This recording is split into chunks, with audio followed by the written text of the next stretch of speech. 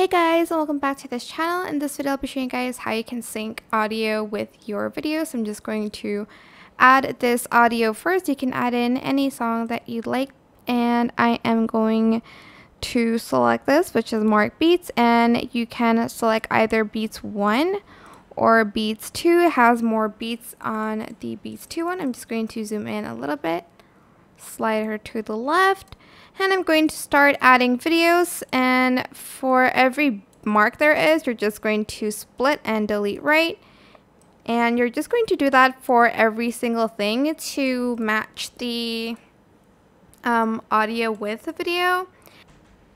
And that is pretty much how you can sync audio with video in CapCut PC. I hope this tutorial was helpful for you guys.